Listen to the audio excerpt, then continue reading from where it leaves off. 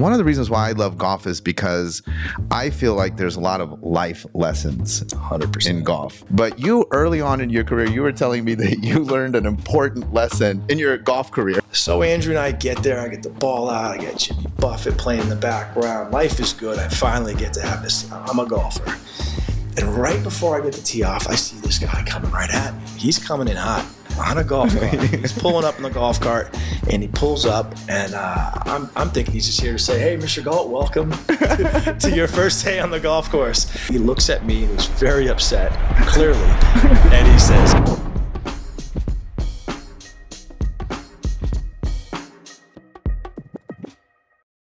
Hey, what's up, everybody? Welcome to the podcast.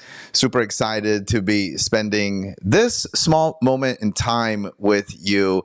Of course, Shawn and Christian here sharing some little nuggets of wisdom, little nuggets that come out of Christian's life and my life that we want to help to illustrate to you how they apply into your life. Because look, everybody's going through life. And Christian and I were talking about a story of a time that he learned a lesson on the golf course, which we play a ton of golf. We do. We play a lot of golf.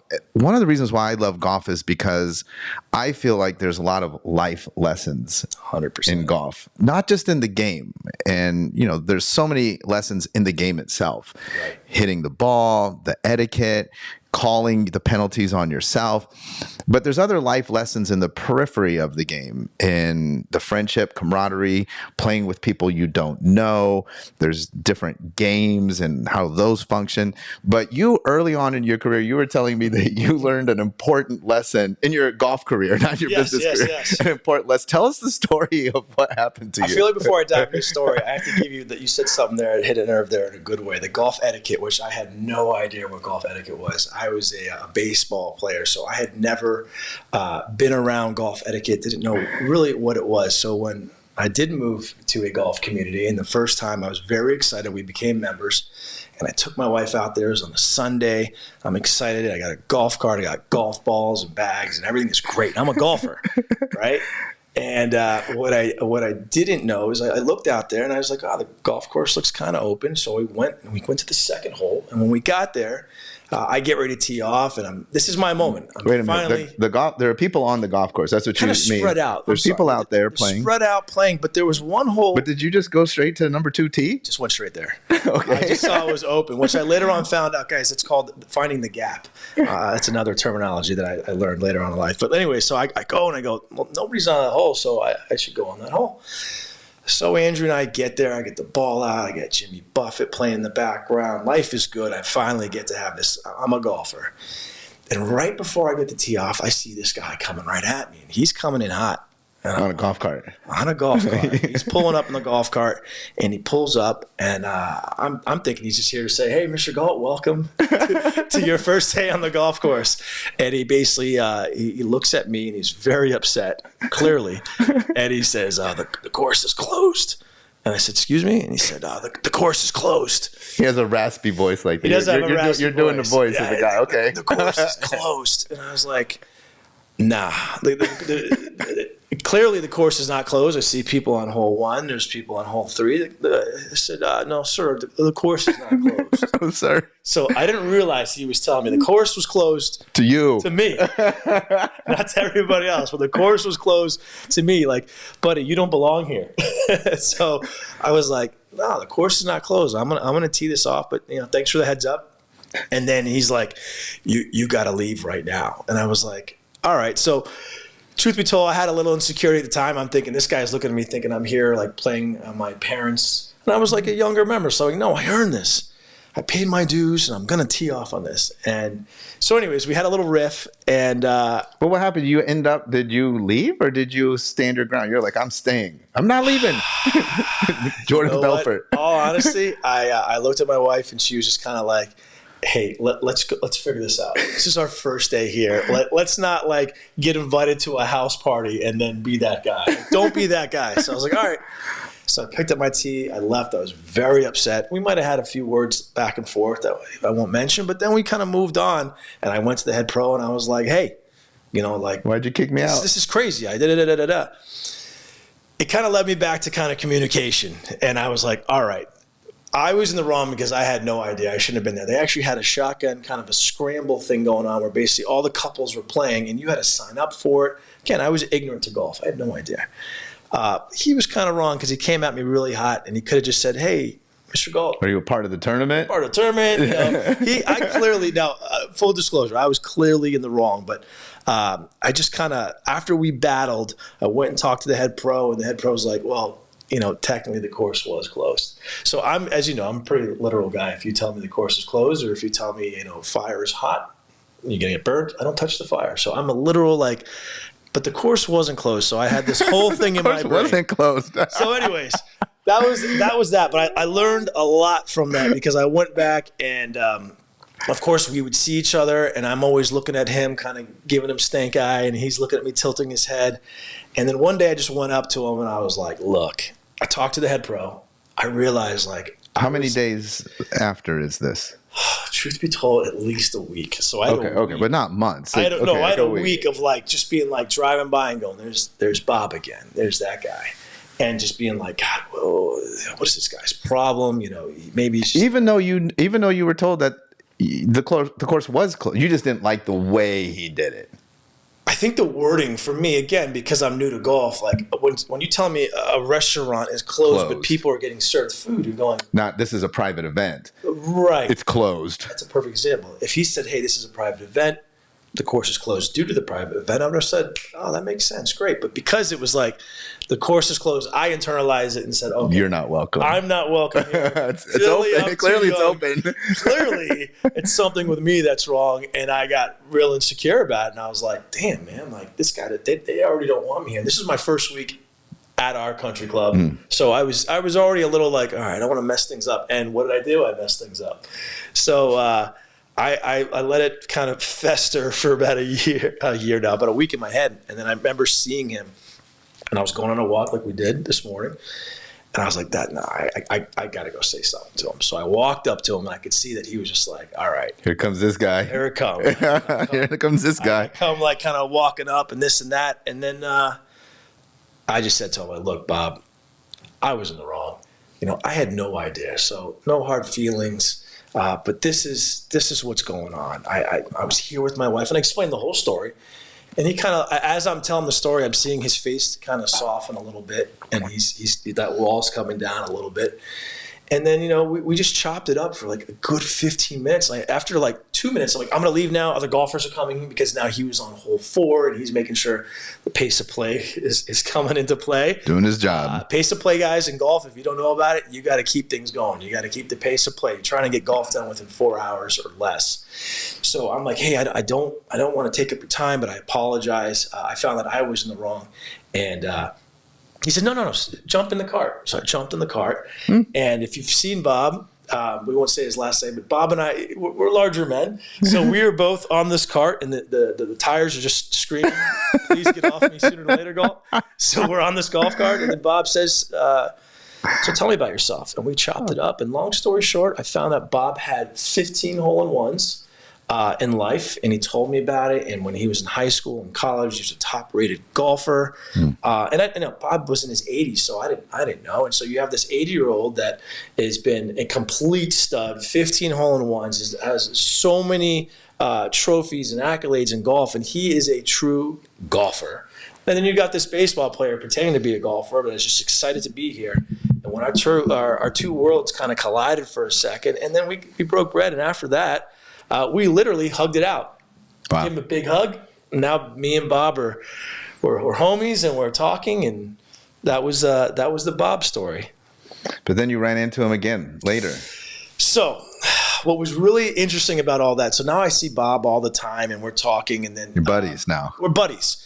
And what's so funny is that now when I would play or bring guests to my club and I would see Bob, I knew that I only had about 3 minutes to say hello to Bob. And then every time I'd have a guest or a client or a family member, I'd say, this is Bob. Bob's got 15 hole-in-ones. Did you know that? And his whole face would light up. And the funny thing is not a lot of members even knew that. So when we would have certain tournaments, I'd be like, hey, you guys know that Bob has 15 hole-in-ones? And then they would go up to Bob and be like, Bob, 15 hole-in-ones? So who told you that? Galt told me that. And so that For everybody, between the two of us, we have exactly 0 hole-in-ones. Absolutely and zero. if you follow us on social media, we play a lot of golf. We play a lot. So we have 0 total. Total 0. Bob's got 15 by himself. Although, truth be told, I did have a hole-in-one on the range one day. On the practice facility. And I hit a 150-yard hole-in-one. And I was so crazy. If you could just picture 15 people warming up before a tournament, I hit the ball. It goes in the hole. And I ran out onto the course while people are hitting. Another thing, I just didn't know that was frowned upon in the establishment. So I ran out. I actually had my phone. I'm like, oh my gosh, got a hole-in-one. And the guys are looking, going, look at this idiot. And I got the hole-in-one, and I'm picking it up. The guys are hitting balls towards me, and they're going, what is wrong with this guy? And we have a little ball, and all the balls say practice on it. So I'm like, this one. You kept it? This one, I'm coming home with me. Okay. I took this, and I also found out that was also frowned upon. Do not steal the practice balls at the range. They get very upset with you. I also got slapped on the wrist for that as well. So, so back to Bob. I have what's called we have the Galt Classic once a year, where I have my buddies I grew up with over in Coral Springs. They'll come over, and we'll do a 2-day tournament, end it with a scramble, and have a good time. But without mentioning any names, we have two buddies in that group that are extremely slow golfers, meaning that when we get up to hit the ball, maybe they'll take 3, sometimes 4. Okay, so when your boys see this podcast or listen to the podcast, will they know who they are, or do they know they're slow, or are they going to say, "Is he talking about me"? I think one of them absolutely knows he's slow because I've confronted him. Okay. Maybe after a couple, I just said, "Listen, it's not you. It's me. You're really slow. Maybe 4 practice swings. Let's cut it down to 2." So we had these guys that were super slow that day, and I basically said, look, for the Golf Classic, pace of plays is important. Mm-hmm. Again, if you're getting into golf and you're brand new, I didn't realize this. So, let's say you're playing a par 4, which means you have 4 chances to make a par. After you get to 7, just pick your ball up. That's just a little helpful hint that I didn't realize keeps up the pace of play. Nobody cares about your score at this point because you've already. It's too many. It's too many. So I said to him, look, man, what you need to do is keep the pace of play up. So we also made history here at the Galt Classic because my friends were so slow that I see the Ranger coming up, the starter. Here comes Bob. I see Bob. Oh, man. I know this face. I've seen it before. Here it comes again. So here comes Bob, and he basically pulls up, and I'm like, oh, man, here we go. So he looked at me. This is though you guys are friends now. You hugged it out. Bob, You're tight. We're boys. Tight. We're boys. We right. can look at each other. Like you and I can look at each other, and we kind of know like what we're thinking without saying it. He looked at me, did the head tilt. I accepted the head tilt, and then I knew what he was going to say. And I go, pace of play. He's like, I got to give you guys a warning. If you could just pick it up, Mr. Galt. So I went from Christian to Mr. Galt. Bob, thank you, Bob. I'm so sorry. Tell the boys. Half hour later, here comes Bob again. Oh, no. My God. I'm like, boys. So Bob comes up and he's like, I hate to do it to you, Mr. Galt. You're going to have to skip a hole. So pick up your stuff. Don't finish what you're doing. Go to the next hole. That's the instructions, there's basically. 16 of us, to paint this picture a little better, 16 of us playing in a tournament. The tournament has money involved. There's gambling. There's all kinds of stuff. There's a big pride. You got to skip a hole. Now, so Bob knows me well enough to know that I wasn't trying to be a smart ass. I said, Bob, what does that mean? What is it? Does it mean what I think it means? He's like, unfortunately, yes. He's like, you got to skip a hole. I was like a hole, like the entire hole, or how does it? He goes, go to the next hole. So I was like, so we don't play 13, which 13 is an awesome hole. You don't play 13. We don't play 13. What? I don't even know what score I get because we're not going to play it. Score this. What erroneous? What's going on here? And we got to skip a hole, and everything turned out all right. We ended up playing one again, and we went back to the hole. But that whole experience was great. And Bob came up to me later and he's, man, you really handled that well. I was proud of you. Oh, nice. And but I will tell you, that's the first time we've ever asked someone to skip a hole. So now the Golf Classic, our group is known as the Skip a Hole group, which is, I wear that with a badge of honor, but I was also very embarrassing. So again, the new golfer, I'm probably 5-6 years into it now, still learning etiquette. I was known when I walk into the clubhouse as, that's the guy that has the skip a hole. Skip a hole guy. So. One more. I know that you and I talked about what we would put onto this particular episode, and we did not talk about this, but you and I have talked about, I don't exactly remember, and it's actually not important what course you're at, but you were at a very nice course that's not one that you and I normally play. It was like a resort course, and where you were, I believe you were hosting very similarly a bunch of people, a lot of people. So you were obviously paying a lot of money to be there, and it wasn't just golf. There was villas and catering and a bunch of stuff. But then there was a run-in with the head pro. Yes. And actually, you don't know this, but I want you to tell that story because I ended up making a podcast for my adaptable entrepreneur group based off of that story. So with Bob, and then in contrast with this next story, there's a lot of life lessons, which I want to come back to, about how you handle difficult situations, Yep. right? So that other story, I don't even remember what resort it was. Again, not important, but tell us like what happened and why you felt that it was handled inappropriate. Because it's very similar, but it was handled very differently. It was, and all these experiences are life lessons for me because I don't have a manual to say, okay, this is exactly how you handle this situation. And nobody does, right? Right. So, and in business, golf also too. So Bob, and in this second story, that's just a part of business. Right. So you're in the insurance business. You have clients that they don't know. Maybe somebody's buying their first car, bought their first home. They don't even know how insurance works. So you're telling them things like skip a hole. Right. You're using insurance terms and they're like, listen, what's a deductible, right? I mean, and like maybe you feel embarrassed, but sometimes too, when someone doesn't know or they're just naive, there's ways to handle it and ways not to handle it, right? So maybe even Bob, I mean, and who knows, maybe Bob wasn't coming in hot. I mean, golf carts can't go that fast. It could have been my perception. Could have been your perception. 100%. But then in the second case, it wasn't perception. It was not handled appropriately. Right. And when I get into those kind of situations, I do my best to surround myself with people like you and Griffin and people that I love, that I would turn to them and go, hey, man, did I handle that correctly? Like, what's your take on it? And the people that are super close to me, I tell them, look, give me the real. Honestly, was I kind of off? Was I off there? What's your take on it? And just shoot me straight. Because when those situations come up, I like to kind of say, okay, how could I handle this a little bit better? Or no, I should have got more aggressive on that one. So this specific story you're talking about happened actually pretty recently, where at Golf Insurance, we basically get together and we have events 2 or 3 times a year, quarterly events. And we like to tie in golf because, why not? We love golf and half of our office is golfers.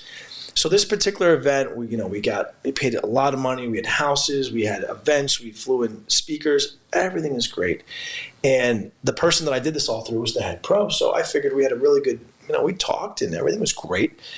And long story short, we got to one of the holes, and again, I see him coming in hot. And maybe, again, it could be my perception, but when someone's driving fast on a golf cart towards you, and they got that look on your face. They're coming the wrong way too, right? That's a great point. They're coming the wrong way. So you're trying to hit a ball this way, and they're coming right at you. It's almost like when you're driving a car and someone's driving on the wrong side of the street, you're like, one of us is doing something wrong. Right. Like, am I going to the principal's office right now? So he's coming in hot.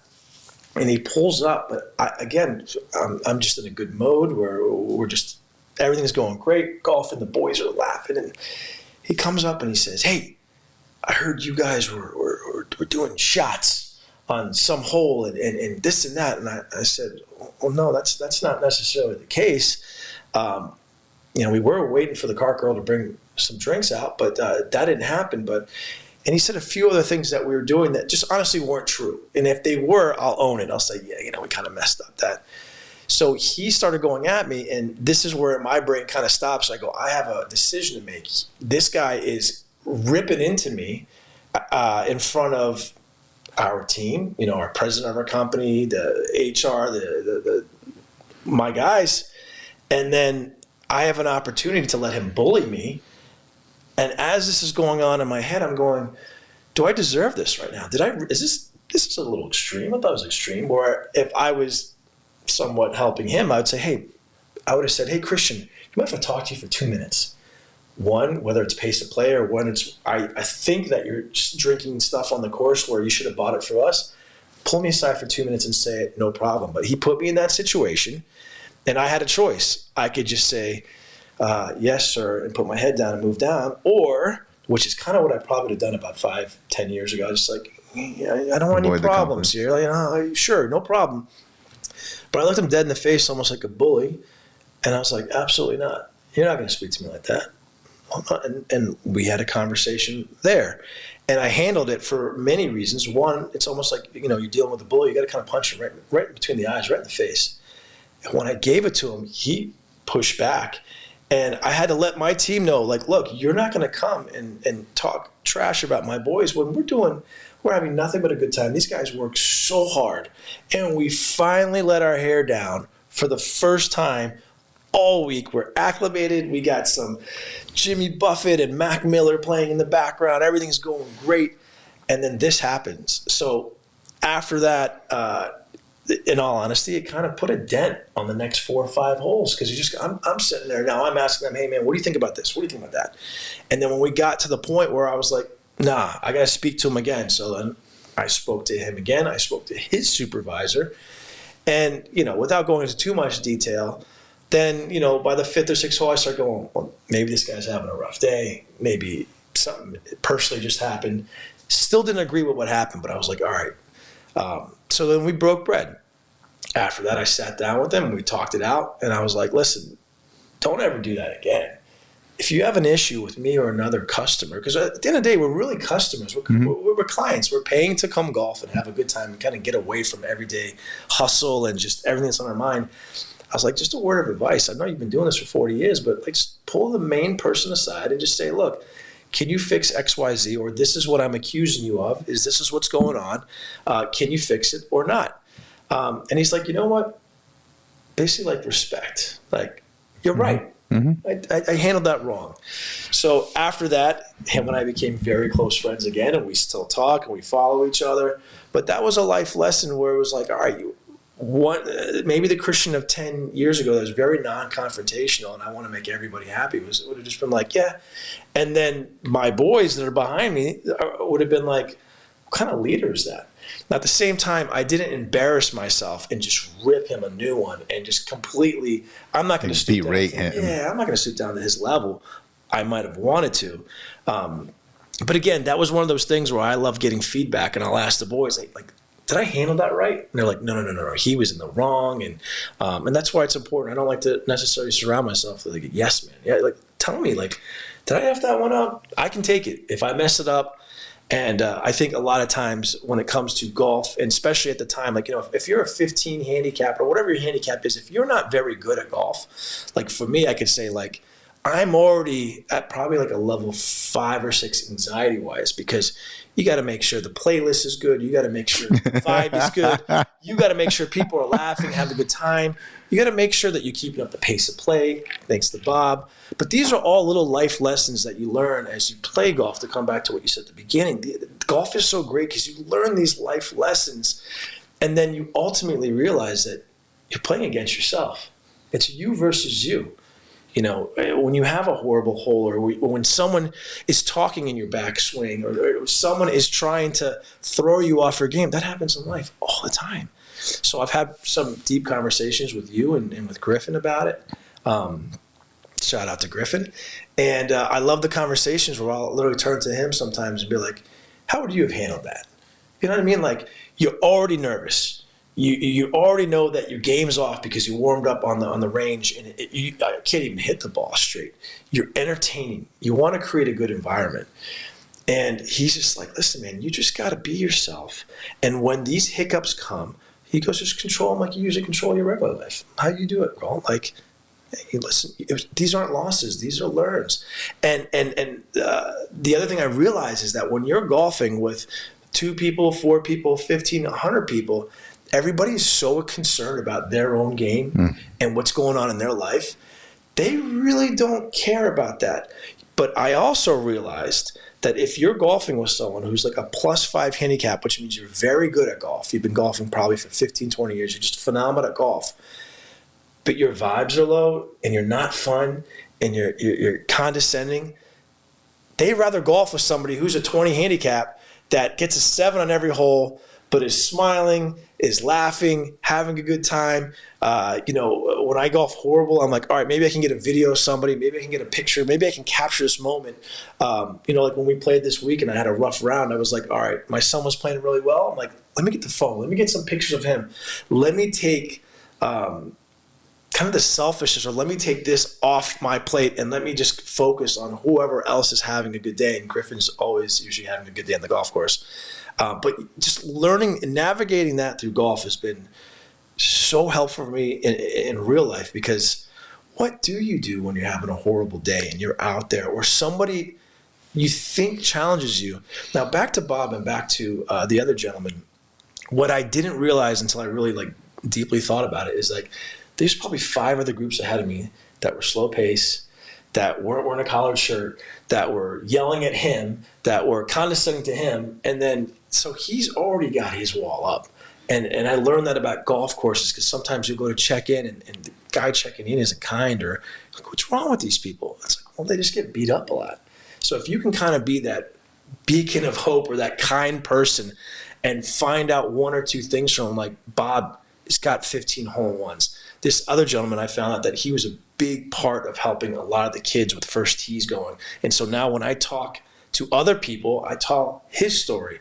And then what I did on top of that is, because him and I now talk at this resort, I've sent him 2 or 3 other really big companies to go there and enjoy the whole thing. And I joke around with him. I said, whatever you do, just give them the heads up before time. Hey guys, if you bring your own alcohol, don't drink it out there. Or if you do, be discreet about it. Don't mess it up. So, and both of them, so much so, Bob is since retired. He has asked me to come out and golf with him out at his house, which is like a 4 or 5 hour drive. I said, Bob, I'd love to, because I've never seen him golf. He's got 15 hole-in-ones because he lives, he was always the one working. That's the other thing. I know I'm kind of going on it, but a lot of the people that are on the courses, or if they're in a restaurant or wherever they are, you forget, they're looking at us, laughing, having a great time, playing music, having a shot, cheersing, creating memories. And they're just sitting there melting. And maybe they kind of look at that. Melting because it's hot. Melting because it's hot. Yeah. Just melting and just going, maybe they sit back and go, hey, maybe I made a couple decisions here where I could have been part of that group. But so again, I sometimes overanalyze it, but I love those conversations that you and I have and Griffin will have. And I'll just say, can I handle that any different? Because to come full circle with this, when you are on a golf course, I've found that there are a lot of people that want to have fun. They're scared to have fun. There's the etiquette, and I'm not saying you need to go to a golf course and blast Mac Miller and do shots and backside. I'm not saying that. Well, we're not saying you shouldn't do it either. You shouldn't, exactly. But what I am saying is that it is okay to tell a joke, ask the other person how things are going. It doesn't always have to be a business conversation. I don't have to meet you and go, hey, so what do you do for a living? Well, what if I just got fired? What if something, I'm here to get away from the nonsense. I'm not here to create more nonsense. So I think with golf, that's been, when you and I have golf with people, or Griff and I go out and golf with people, I'll literally almost pep both of us up and I'll say, hey, listen, let's have a good time. Because when Griffin hits the tee hits the ball at the first tee, I think everyone's going, oh man, I'm going to follow that up. So instead of that, it's kind of like, all right, let's just, I want them to leave here feeling incredible. It's all about how you make somebody feel. We don't care that you shot 115 on the front 9. We just care that when you left here, you had a great time. And then from that, friendships and business and all that will come from there. And as we play more, we weed out those people that don't connect with those vibes, because life's hard enough, man. When you go out there, you want to have fun. I think that 2 things that I see in these stories is, one, from a business perspective, there's a lot to how do you handle conflict. Yeah. Because in one case with Bob, you were wrong. You were coming in and cutting right in the middle of a tournament.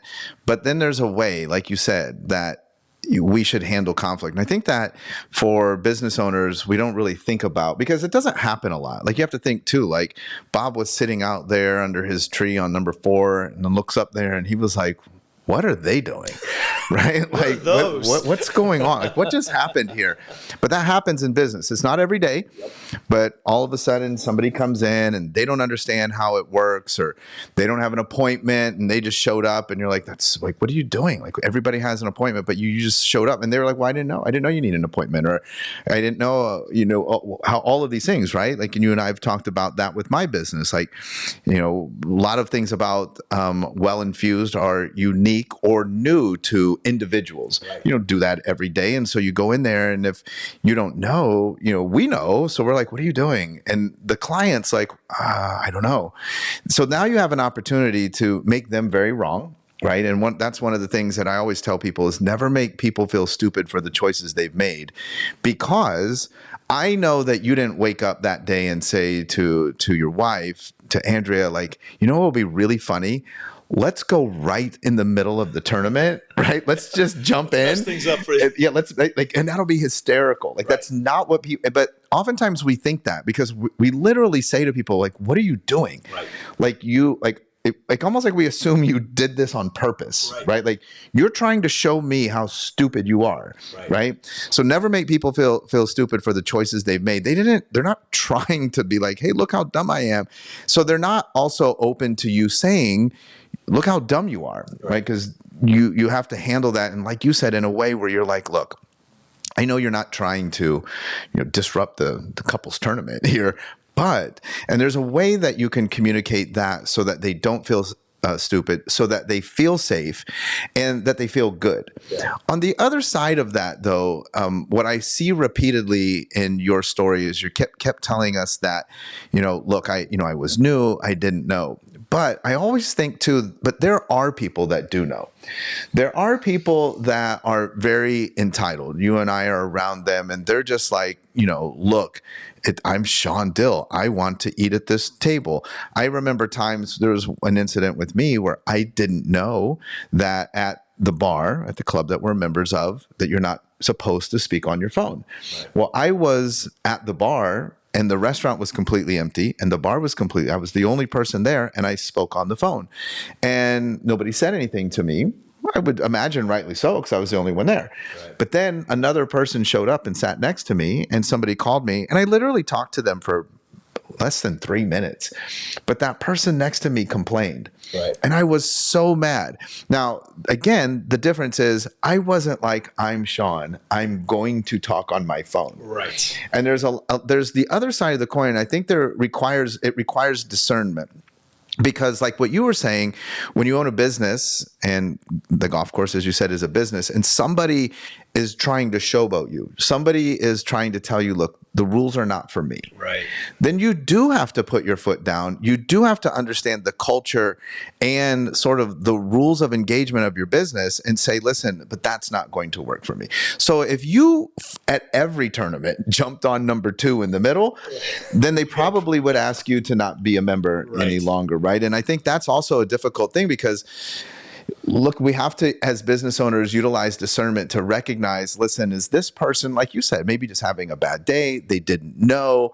It's naivety. They're just trying to have fun with their clients. They didn't, they kind of pressed the envelope, but they weren't trying to showboat me.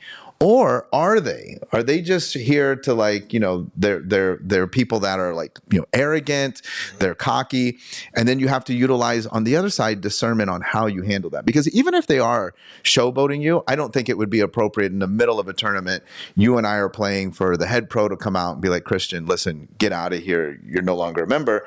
That still is probably something that they pull you aside, pull you into the office, and they're like, look, this is the 10th time that you've done this. Right. We're going to have to move on from our relationship. So I think those are the big lessons that I see that repeat inside of these stories. Yeah, to your point, I had a very similar situation there where at the bar, I think we was the first year living here, and again, these are all learning experiences, but we're at the community pool there, and we're there with the kids, and nobody would come out, and the kids were hungry. So, you got to go and get the food because nobody's coming out there, which usually they would. And this particular day, I just happened to walk up, and you're in the pool, so you don't have a shirt on, and I happen to like to wear my hat backwards. So I was wearing my hat backwards, and someone walked up to me and was like, Mr. Galt, The members are complaining because you have your hat backwards and you don't have a shirt on. So, at first I was like, well, which member? Now, again, this was 5-6 years ago. I'm still understanding the etiquette. I'm just like, we're having a good time. We're swimming in the pool. But then afterwards, when I sat back down and I really thought about it, I made sure to go back to that person. And I was like, with a shirt on, by the way, and no hat. And I said, can I talk to you for a second? And they said, yeah, sure. I said, you know what? I was absolutely wrong in that. I didn't really think that one through. We were just having so much fun with Andrea and the kids. And again, probably playing some Bob Marley and they're hanging out and there's music. As you know, I always like to have music going on. There's a vibe going. So it was just like, kids are hungry. Can we get a burger? No one's there. But I forgot. I had a split second. So again, it was no disrespect to that. But I think whether we're talking about Bob, the other gentleman at the resort, or the person that came up to me at the bar, the main thing that I've learned is that I lead with my intentions. Like, my intent was, I'm not here to hurt anybody. I'm not here to embarrass anybody. I'm not here to stake it and say, this is the way golf does things. I like to go back to those people and just be like, listen, man, I was wrong. Like, flat out, I was wrong. And it's been very interesting as I'm 45. I'm still learning. I don't have all the answers, but it's been the feedback I've gotten from other people that are in those positions is utter shock. They're kind of like, oh, wow. Oh, we didn't realize you were going to apologize. We didn't realize you'd basically say, hey, I was in the wrong. We deal with a lot of members, or we deal with a lot of people that are just like, Screw you, yeah. So what it does, though, is I've created some really good friendships and alignment, allies with these people over the years that now when I go in, whether it's Talus or it's a hotel or they're like, hey, Christian, how are you? And we understand each other and they understand my intentions. I think it comes down to the intent. If they know that my intentions is not to mess things up, and I just was kind of being ignorant, I just didn't know.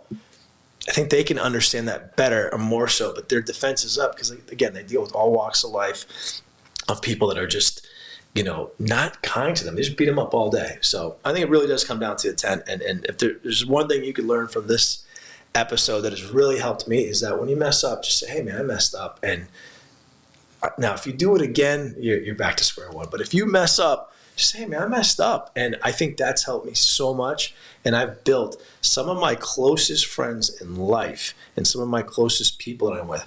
We always start off on a rough note. It was either a fist fight or it was pretty extreme. That was back in high school. But there's extremes of like butting heads we collided in the universe at the right time for whatever reason. And then you have a choice.